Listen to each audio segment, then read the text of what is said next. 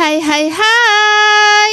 Selamat datang kembali di channel Min Donghua. Di video kali ini kita akan melanjutkan cerita Donghua Battle Truck Devon. Ayo langsung aja ke alurnya. Jelas, alasan mengapa Xiaoyan tinggal di sini dan tidak segera memecahkan pembatasan itu adalah karena Xiaoyan ingin melihat keberadaan seperti apa yang datang ke sini. Dan yang paling membuat Xiaoyan merasa aneh adalah total ada 4 orang muncul di sini. 3 orang dengan keabadian dewa tingkat kedua dan 1 orang kuat di keabadian dewa tingkat ketiga yang muncul. Kecuali Jinxi, dari 3 orang pertama berasal dari dunia misterius barat dan 2 lainnya bukan dari dunia sensi. Selain itu, Hua Yitian berasal dari alam dewa 9 surga. Tanpa kecuali keempat orang ini bukan milik dunia sensi, tetapi semuanya dari dunia lain. Bahkan jika salah satunya berasal dari dunia sensi Xiaoyan, tidak ada keraguan seperti itu. Tapi sekarang, tidak ada satupun orang kuat dari sensi yang datang. Mungkinkah di masa lalu tidak ada keabadian dewa yang kuat dari dunia sensi? Atau mungkin ciptaan di sini tidak dapat menarik banyak orang kuat keabadian dewa? Namun, kedua pertanyaan tersebut jelas tidak benar. Bagaimanapun Ratu sudah berkata bahwa ada alasan mengapa sensi menghadapi situasi seperti itu. Dan alasan mengapa jumlah orang kuat sangat langka pasti karena suatu pengaruh. Sekarang, Xiaoyan hanya bisa diam-diam mengamati situasi dari semua ini dan tidak ada cara untuk mengetahuinya untuk saat ini. Sebelum membuka pembatasan ini, Xiaoyan sekali lagi mengeluarkan goyan yang enggan dari jubah bersulam.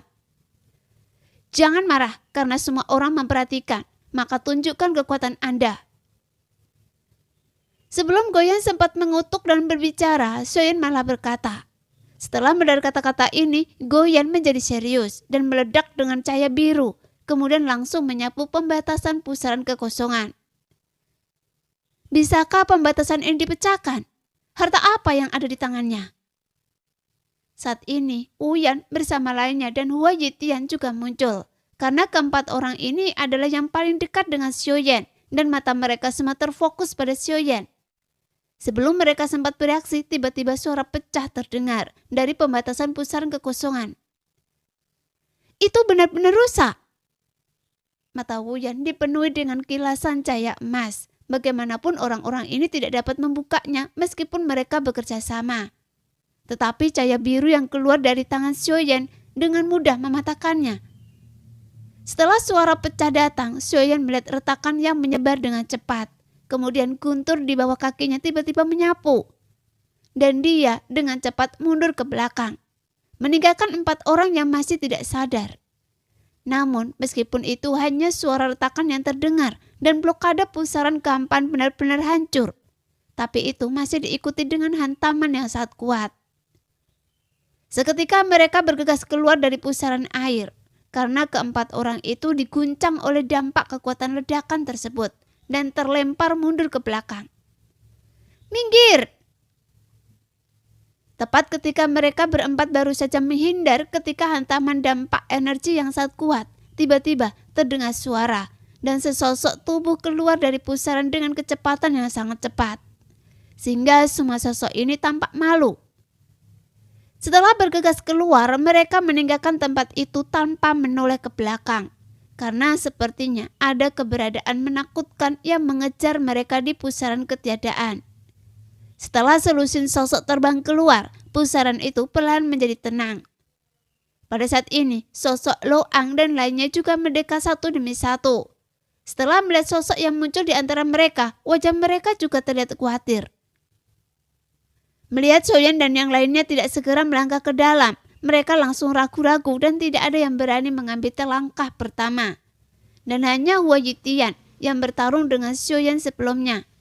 Penampilannya cukup mengejutkan semua orang karena pakaiannya robek dan acak-acakan. Hanya saja dengan kekuatannya dia tidak memiliki rasa takut. Jadi dia mengambil satu langkah ke depan dan segera berubah menjadi pelangi panjang dan langsung menyapu ke pusaran kekosongan. Namun Xiaoyan tidak langsung masuk, tapi menunggu Ye Beijing dan Xiao Yueli muncul. Setelah dia mundur sedikit dan kedua wanita itu mendekat, tepat ketika kedua wanita itu muncul, Uyan dan yang lainnya menoleh untuk melihat Ye Beijing dan Xiao Yueli. Tiba-tiba mata ketiga orang itu sedikit menyusut, karena Ye Beijing tampaknya penuh pesona, dan mata merah muda serta rambut merah muda Xiao Yueli juga sama-sama menakjubkan, yang membuat senyuman malu muncul di wajah Qian Shuang. Mungkin karena dia malu dengan pemikiran sebelumnya tentang Xiao Yan. Dengan seorang wanita setingkat ini di sisinya, penampilannya seketika tampak redup dan membosankan, sehingga benar-benar di luar kemampuannya. Mari kita kembali ke pusaran. Lagi pula situasinya masih belum jelas di pusaran air. Setelah Xiao Yan selesai berbicara, Xiao Yan dan kedua wanita cantik itu kembali ke pusaran. Adapun Wu Yan dan lain-lainnya mengabaikan Fearless. Setelah Xiao Yan dan lainnya bergegas ke pusaran air dengan angin kencang dan masuk ke dalam pusaran, Wu Yan dan tiga lainnya menggertakkan gigi, tapi mereka masih mengikuti dari dekat. Karena meskipun ada bahaya, mereka semua telah membayar Xiao Yan untuk membujuknya masuk. Jadi bukankah akan sia-sia jika mereka tidak memberikan semuanya? Selain itu, Wu Yan dan lainnya yang baru saja bergegas keluar telah memperhatikan bahwa tidak satu pun dari seluruh sosok yang memiliki kekuatan keabadian dewa untuk mengungkapkan sekelompok orang kuat di keabadian kaisar. Jelas, dengan kekuatan seperti itu, mereka tidak dapat mendukungnya. Jadi mereka hanya bisa menerima takdir. Karena jika tidak ada keabadian dewa yang keluar, berarti syarat untuk masuk ke zona misterius memerlukan kekuatan keabadian dewa. Atau mungkin keabadian kaisar yang kuat. Tidak dibudidayakan di dalamnya, sehingga mereka memiliki kesempatan untuk bertahan. Pada saat ini, beberapa sosok termasuk Lo Ang sudah tersedak.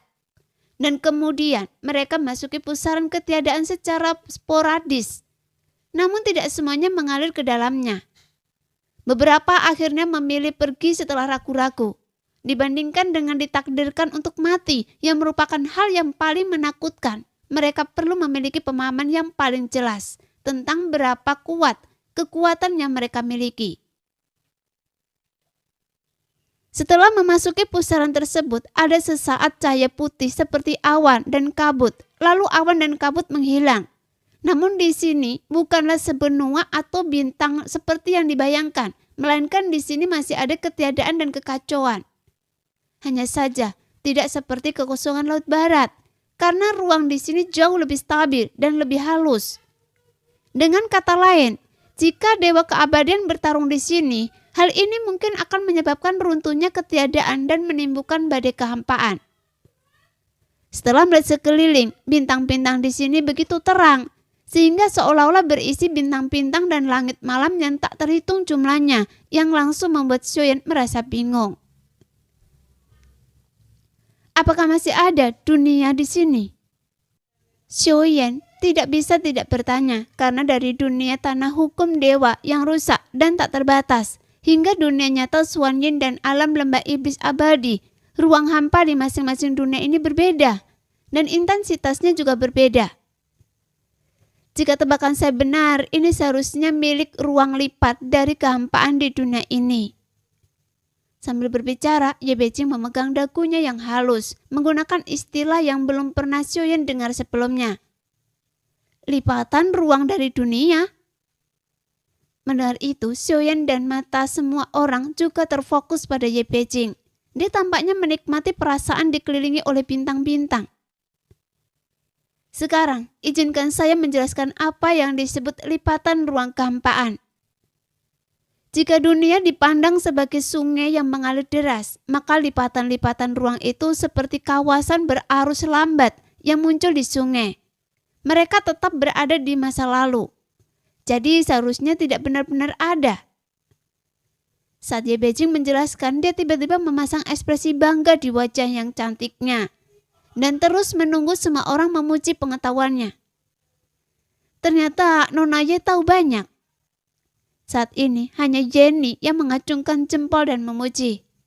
Itu adalah malam yang alami ketika Xiao Shui bangkit di dunia. Pada saat ini Xiao Yan tiba-tiba berkata. Mendengar itu mata Ye Beijing yang terbalik langsung tertunduk.